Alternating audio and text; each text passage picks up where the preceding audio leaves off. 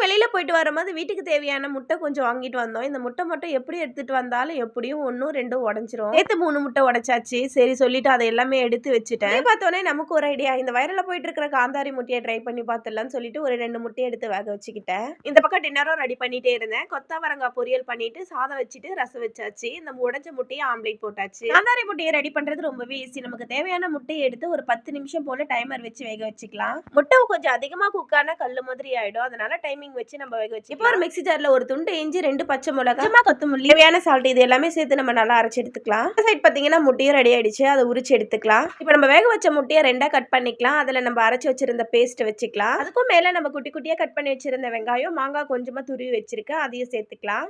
நம்ம ஆஃபா கட் பண்ணி வச்சிருந்த முட்டையும் அது மேல வச்சுக்கலாம்.